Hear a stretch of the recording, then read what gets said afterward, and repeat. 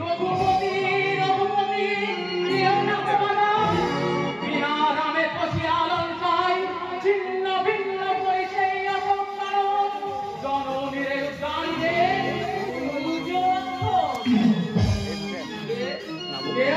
আমি বউ। বউ বউ মানে এবারে বউ? আপনি কার বউ? আমাকে যে বিয়ে করেছে আমি তার বউ। তার নাম কি? নাম তো বলতে পারবো না।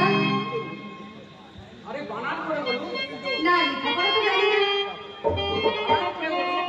লিখতে হবে, লেখাপড়াই তো আমি জানি না। তা এখানে কি মনে করে? কথা আছে। কার সঙ্গে? অলোক বাবুর সঙ্গে। আরে তার মানে? তিনি তো বিখ্যাত ডাক্তারের মালিক। আরে নিশ্চয়। আরে আপনি তাকে চেনেন না? না চিনি না। আরে আমি তো সেই অলোক কুমার। আপনি শোনো। হ্যাঁ কেন আমাকে দেখে কি আপনার হিরো হিরো মনে হচ্ছে না?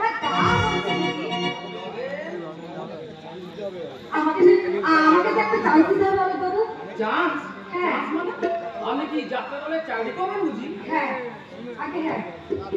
তা বেশ তোমাকে মানে আপনাকে আমি একটা সীতার পোস্টে লাগিয়ে দেবো।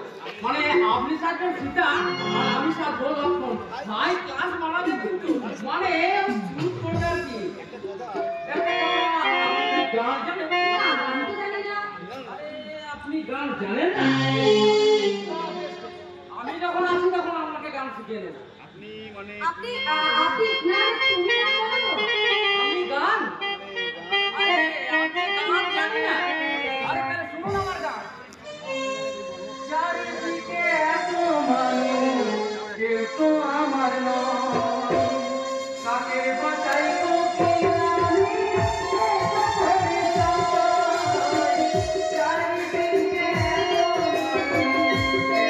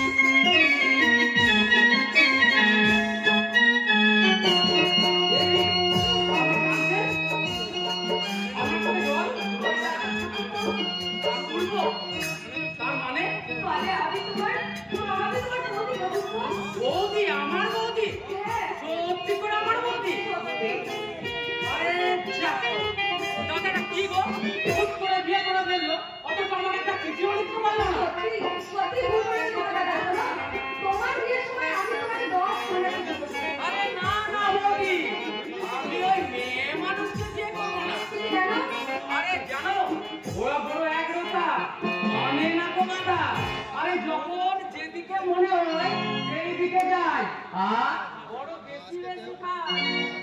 আমি বেচারা কানে কানে মন্ত্র দিয়ে একেবারে করে ফেলে দাদা। তাই বুঝি? হ্যাঁ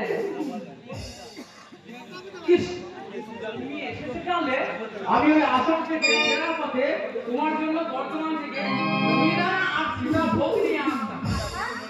আচ্ছা বৌদি তুমি কিছু মনে করো না, যাক আমি আজ তোমাকে এই মুহূর্তে প্রণাম করছি। আচ্ছা দাদা কোথায় গো বৌদি? আরে আরে বলো বলি তুই কখন দিবি বাবু? তুই কি হুট করে বিয়ে করলে আমাকে একটা চিঠিও লিখতে পারলি না? আরে বুঝেছি রে বুঝেছি বুঝেছি রে বুঝেছি ওই কে আর আজ আবার সময় পাসনি তো। আরে আসছি রে আসছি। আরে এই কারখানা থেকে সকাল থেকে বৌদি তোকে দেখতে পাইনি, আর এই সময় আমি আবার না না শুনিব না কোনো কথা। ওগো দেবী পঞ্চবটী বলে নাম সীতা থাকো ধরে এই কুঠির বাজারে তাই হয়ে রঙ